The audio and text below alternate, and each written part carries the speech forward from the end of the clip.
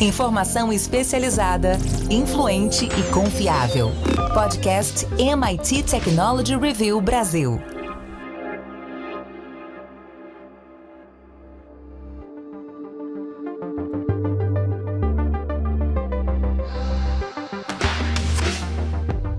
Olá, eu sou o André Miceli e esse é mais um podcast da MIT Technology Review Brasil. Hoje eu, Rafael Coimbra e Carlos Aros vamos fazer a nossa retrospectiva. A retrospectiva 2023 vai relembrar o que aconteceu de mais importante ao longo do ano e vai seguir impactando as nossas vidas.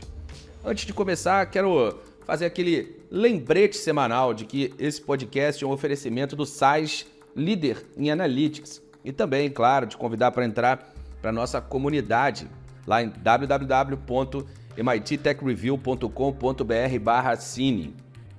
Rafa Coimbra, Carlos Aros, espero que tenham tido um Feliz Natal e agora na nossa retrospectiva a regra é aquela que já virou tradição, cada um traz duas e depois a gente vai analisando por aqui. Rafa Coimbra, qual a sua primeira? André, a gente viu que 2023 foi um ano marcado pela inteligência artificial, mas eu queria abordá-la sobre um outro aspecto e misturando com outras tecnologias. Eu acho que 2023 foi um ano de equilíbrio e de baixar a poeira. A gente teve algumas euforias ao longo desses últimos 2, 3 anos, aí tô pegando aqui uma conjuntura pós-pandemia, e eu acho que 2023 foi um momento para que as coisas se equilibrassem, se estabilizassem. Por exemplo, no caso da inteligência artificial generativa, quando ela surge lá no fim de 2022, havia aquele hype todo de que geraria demissões em massa, o mundo acabaria, e o que a gente viu ao longo de 2023 foi que, olha, não é bem assim, né? As taxas de desemprego continuam mais ou menos iguais no mundo inteiro, algumas até houve melhora do cenário, então não se consolidou por enquanto, não estou dizendo que isso não vai acontecer, mas a gente já estava ali apontando no início de 2023 que o cenário não seria tão catastrófico assim. Então houve ali uma baixada de poeira consciente, as aplicações começam a surgir e eu acho que isso é algo positivo.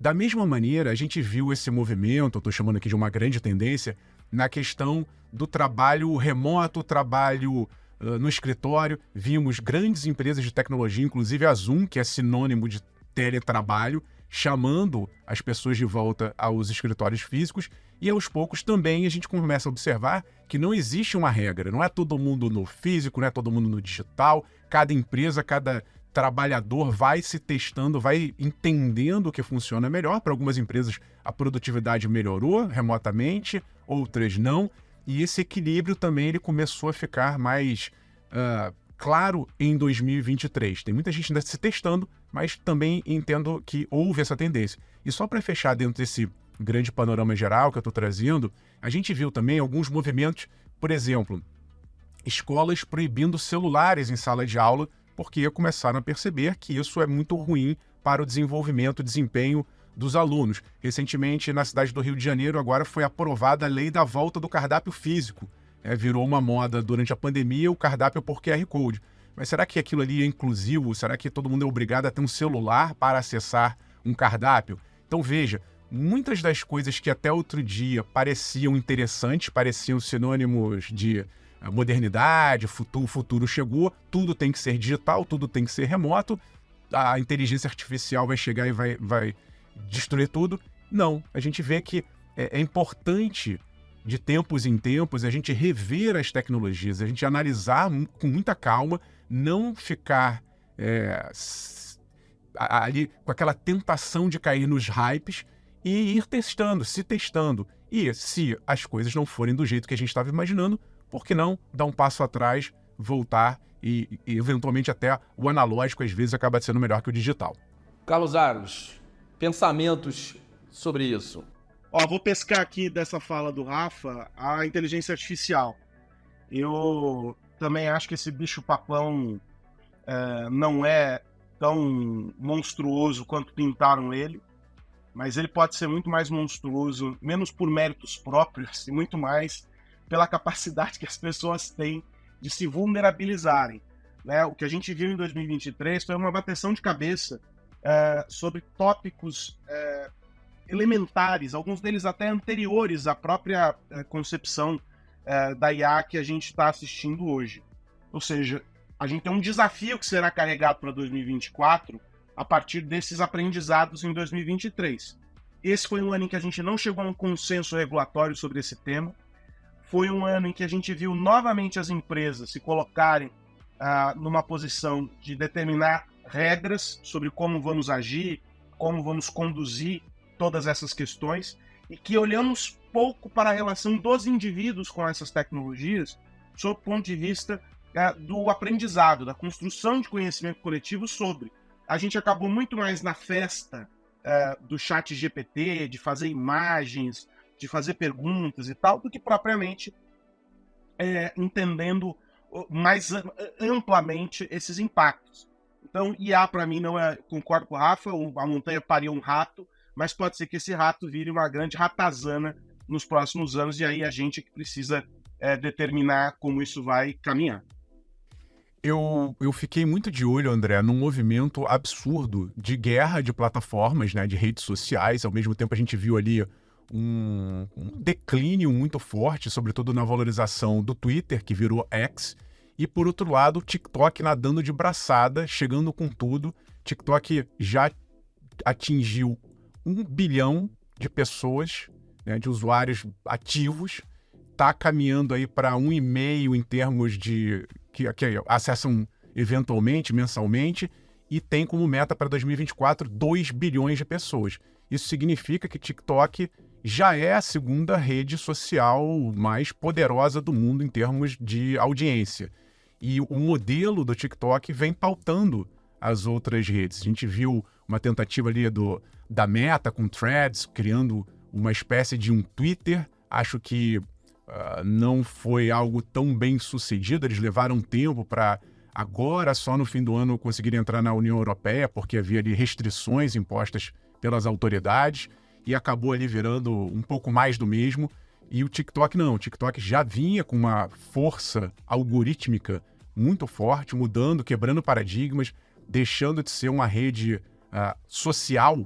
Há quem diga que, inclusive, que a gente está presenciando o fim, a morte das redes sociais, enquanto conhecíamos aquelas redes em que a gente se relacionava com as pessoas, e basicamente o TikTok ele é uma rede social também, porque dá para você compartilhar, comentar, curtir, tudo aquilo, mas ele é muito mais uma rede de consumo de conteúdo em que essas relações mais próximas não fazem tanto sentido para os algoritmos, e com isso a rede acabou viciando muita gente.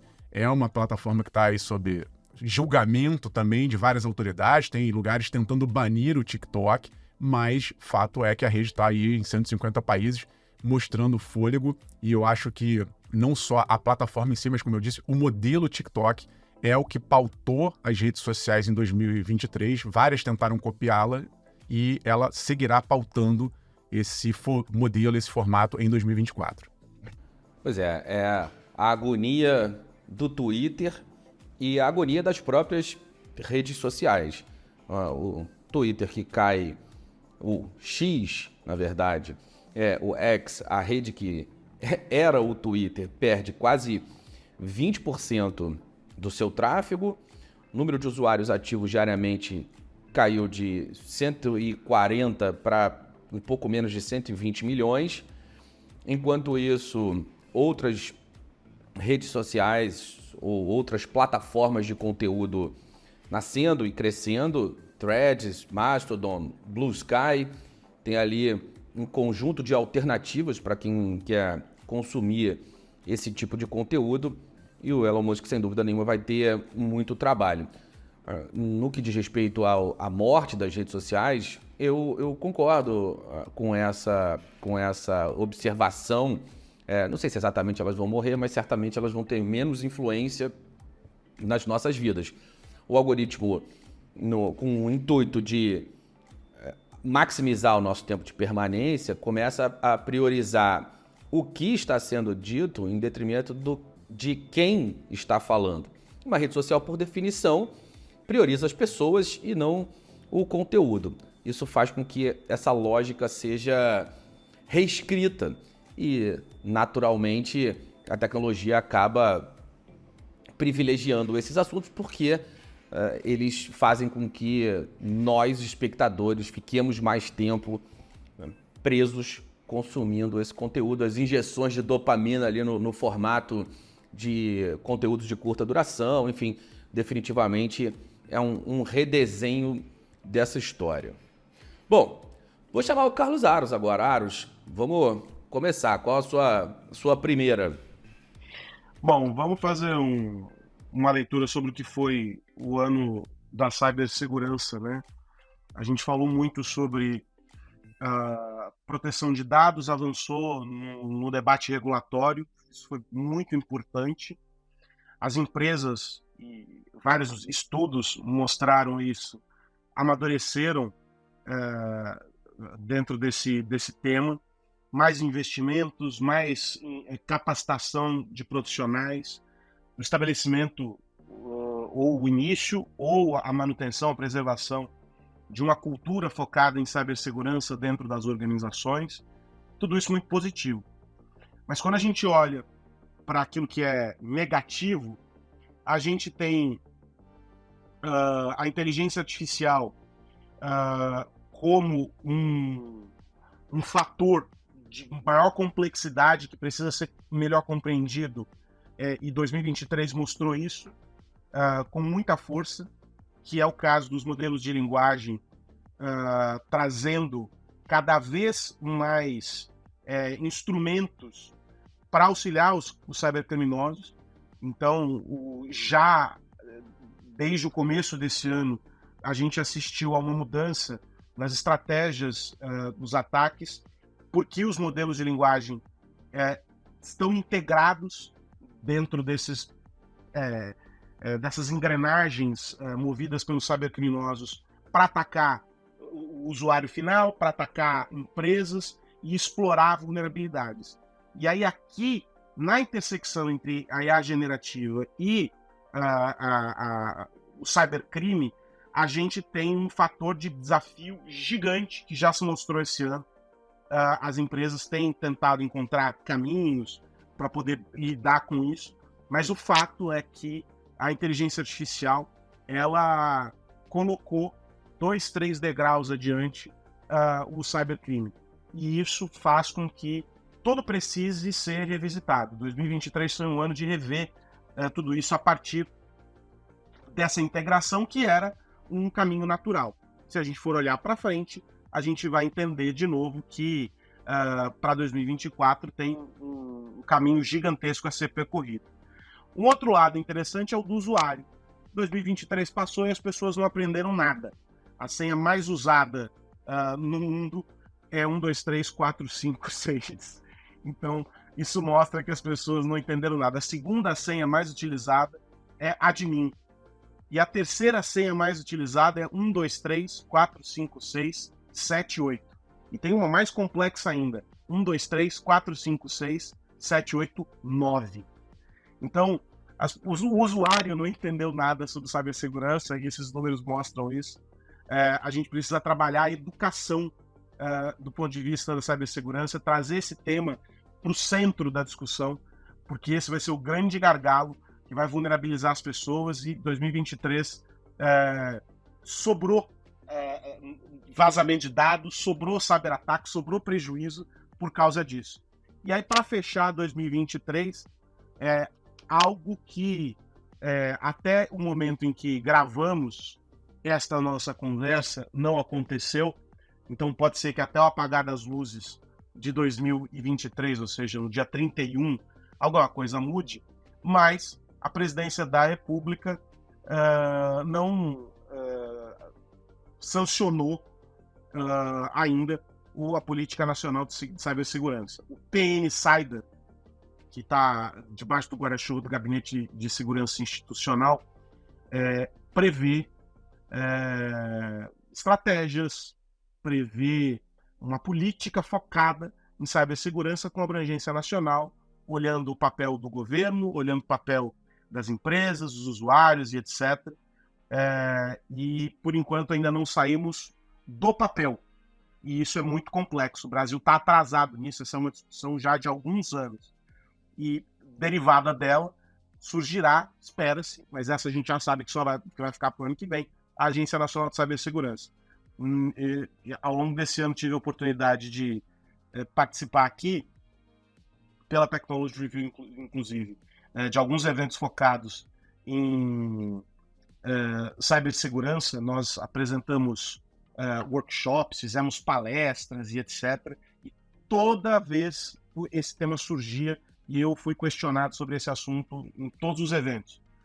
E infelizmente a gente não avançou em nada na Política Nacional de Cibersegurança. A gente só tem um papel e ele está mofando em alguma gaveta. Em 2023 a gente engavetou a Política Nacional de Cibersegurança e esse é um destaque triste para o Brasil. É triste ainda que seja sancionado até o dia 31 de dezembro, porque mesmo que isso aconteça, neste 2023 não fizemos nada a respeito, André. Rafa, diga lá.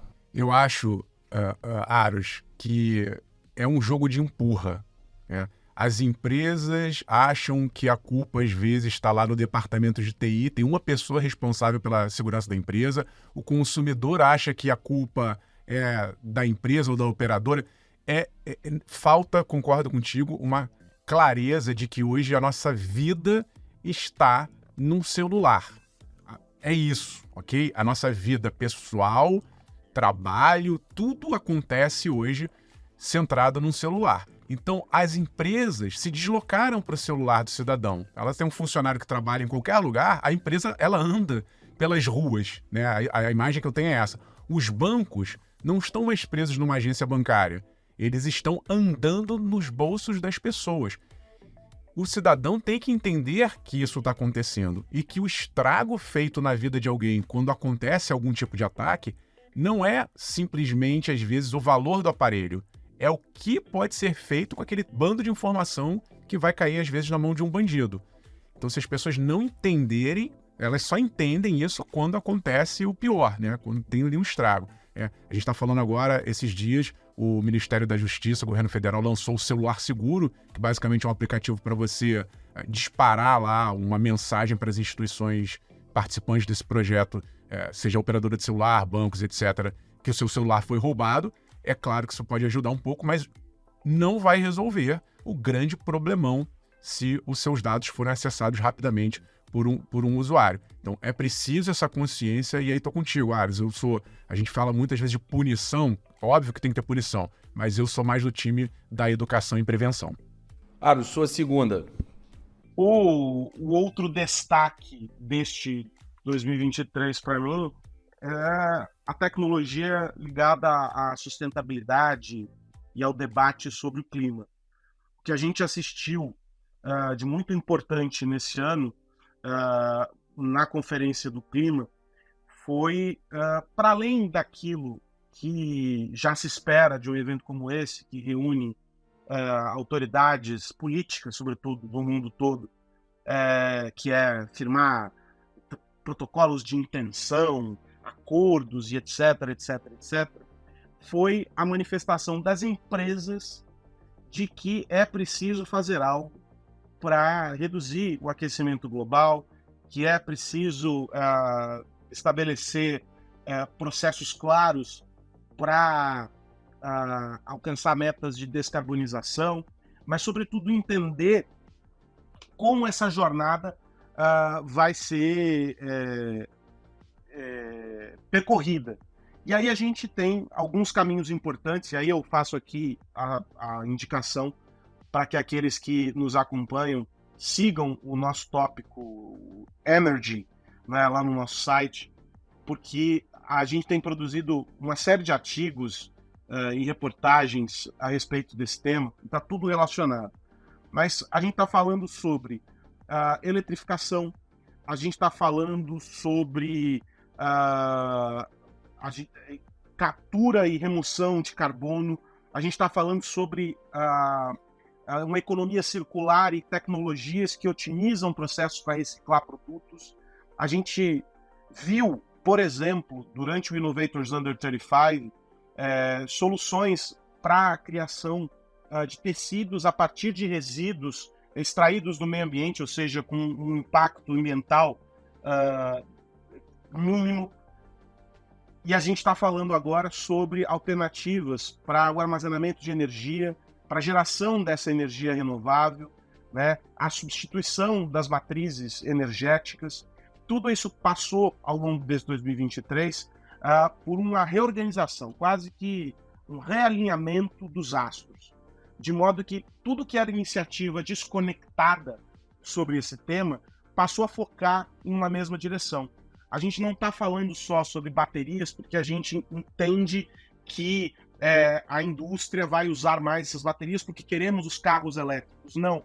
A gente está falando sobre essas baterias porque a gente está produzindo energia solar cada vez mais, porque houve um barateamento e um acesso maior a essas placas. E aí, a partir disso, surge uma demanda para a captura dessa energia em algumas regiões e pensar a sobrevida dessas baterias. A gente está falando sobre alternativas para essa geração de energia com a produção de elétrons limpos, né, dentro de um processo. Aliás, a gente tem um artigo bem interessante sobre isso no site. Ou seja, tudo o que envolve o meio ambiente ganhou um novo olhar a partir do entendimento da indústria da tecnologia sobre soluções.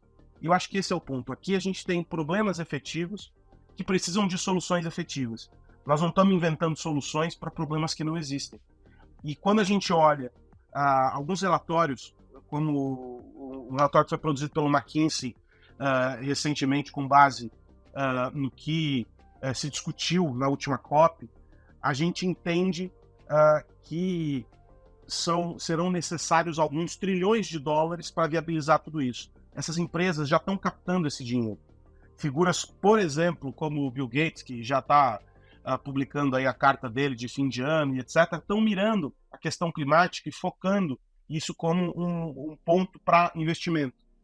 Essa indústria vai gerar não só impacto ambiental, como gerará impacto social importante e vai mover ao longo dos próximos meses, a partir do que a gente tem assistido, muitos investimentos. Os fundos de investimento têm olhado cada vez mais para o que essas empresas têm proposto. Elas é que estão viabilizando, são a nossa ponte para o futuro. As tecnologias foram batizadas aí tecnologias climáticas, eu não acho que sejam só climáticas, mas foi o nome que se deu para elas. Elas são fundamentais, necessárias, mas elas apresentam perspectivas importantes porque movimentam não só a indústria de software, mas a gente tem visto as hard techs também trabalhando duro, sobretudo as hard techs, dentro desse setor. 2023 foi um ano que projetou essa indústria em um cenário em que não é só o fetiche por uma nova tecnologia, mas é a necessidade por soluções objetivas para problemas reais. Pois é, a cúpula da ONU enfatizou uma espécie de estímulo global aos Objetivos de Desenvolvimento Sustentáveis, o ODS, e clima está como um dos pilares dessa questão. Um dos principais focos da COP28 foi esse acordo de transição global para longe dos combustíveis fósseis, o que certamente vai gerar muita discussão, tanto em função do lobby da indústria de óleo e gás, quanto em função das discussões sobre o processo de produção dessas energias limpas. Enfim, o que marcou foi que essa mudança foi explicitamente incluída no acordo final de COP pela primeira vez. Teve outras importantes, a gente viu outras discussões importantes sobre o papel das startups no processo de inovação, os modelos de corporate venture capital, como as empresas podem se proteger em relação às suas operações e ainda assim inovar a partir das startups e, enfim, uma escala de tecnologias necessárias para limitar o aquecimento global naquele 1,5 grau Celsius. Enfim, certamente esse foi um dos pontos importantes, uma das discussões tecnológicas mais relevantes do ano e certamente também vamos continuar falando sobre esse assunto. Nós, aqui no MIT Technology Review, estamos diretamente ligados ao tema porque vamos realizar em 2024 o principal evento do MIT no mundo, fora dos Estados Unidos, o Energy Summit, com um MTech Energy, a Conferência de Tecnologias Emergentes da MIT Technology Review, para abrir esse momento. Então, em junho de 24, a gente abre com MTech e depois mais 2 dias de Energy Summit, vários professores do MIT, vários nomes bastante relevantes do segmento de energia, cidades inteligentes, sustentabilidade, estarão no Rio de Janeiro para discutir o tema, e isso vai trazer desdobramentos para a indústria, para o mercado. A gente vai trabalhar muito para que isso aconteça. Bom, minha vez agora, vou trazer a minha primeira tecnologia, o meu primeiro fato é a de inteligência artificial que gera imagens. Inteligência artificial foi a tônica de 2023 como um todo, vai continuar sendo também, mas eu vou pegar esse subconjunto da inteligência artificial generativa para imagens. O ano de 2023 marcou o início dos artistas de IA, aqueles modelos de software que foram desenvolvidos por algumas Big Techs e outros pretendentes a Big Tech. A Alphabet trouxe soluções, a Adobe trouxe uma solução incrível também, a OpenAI também não ficou de fora dessa história, claro, e agora essas tecnologias podem gerar obras de arte praticamente, e são imagens de fato impressionantes a partir de breves descrições de texto. Essa tecnologia traz uma mudança no processo de trabalho criativo, uma discussão gigantesca sobre propriedade intelectual, uma reivindicação dos artistas em relação ao quanto suas obras podem servir como parâmetro para um algoritmo gerar novas obras, mas também uma discussão que é interessante. Um artigo da MIT Technology Review americana trouxe uma visão do Hans Zimmer, falando sobre a inteligência artificial gerando trilhas a partir de conjuntos de obra, nesse caso não de imagens, mas de trilhas sonoras. E o que a gente viu é que a inteligência artificial, dependendo do modelo de parametrização, vai, de fato, trazer algo com a qualidade da média, o que faz com que os outliers continuem tendo muito espaço. Rafa Coimbra, é isso? O que você achou dessa história toda? Eu acho, André, que está só no início. O que a gente viu em 2023 é um aperitivo, né? É uma apresentação geral do poder de fogo da inteligência artificial. Então, essa mudança de paradigma, que a gente sai ali meio que do texto e vai para a imagem, e as imagens ficando cada vez mais poderosas, ela acaba mostrando o que vem pela frente. E aí, quando a gente olha, aí, já jogando um pouco também para o futuro, para inteligência artificial multimodal, a gente viu o GPT incluindo vozes, você já conversa com a máquina, você já joga para dentro dele alguns formatos misturando texto, imagem, sons. A gente viu agora no fim do ano também Google com a solução Gemini, em que teve ali uma apresentação meio controversa, tem gente achando que o vídeo foi meio fakeado, mas fato é que a ideia, as grandes empresas estão caminhando para esse mundo onde a gente vai combinar texto, vídeo, imagem, eventualmente tudo ao mesmo tempo, em tempo real, fazendo com que a máquina se pareça cada vez mais com o cérebro humano no sentido de capturar informações de diferentes tipos, né? O nosso cérebro trabalha com 5 sentidos, a máquina ela começa como se fosse a ganhar novos sentidos. E a combinação disso tudo vai gerar ainda mais potencial para esse tipo de tecnologia. Bom, eu sigo com drones militares, mercado de massa dos drones militares. Estamos presenciando um momento de conflitos, guerras absurdas acontecendo no mundo, e o avanço dessa tecnologia de drones militares tornou esse gadget, essas máquinas de guerra mais acessíveis a nações menores, a grupos terroristas, a pequenos estados, e isso vai trazer implicações geopolíticas, evidentemente. A gente tem melhorias nos componentes de consumo de tecnologia, no que diz respeito à durabilidade de baterias, mas também de comunicação entre esses drones e centrais que permitem que essa fabricação de drones mais complexos, com preços mais baixos, altere a natureza de guerras. Então, pequenas nações ou pequenas candidatas a nações, territórios que hoje em dia pertencem a países maiores que não teriam como reivindicar independência, poderão fazer isso. Os grupos terroristas, como eu falei, certamente vão usar essa tecnologia também e as grandes nações, as potências militares do mundo também vão colocar a tecnologia a serviço dos seus exércitos. Esse foi o ano que marcou essa história toda, porque, de fato, a tecnologia caiu muito e a gente já começa a ver algumas implicações em conflitos mais pontuais, especificamente ali na Rússia. Algumas coisas nesse sentido já aconteceram. Carlos Aros, o que você acha disso, meu amigo?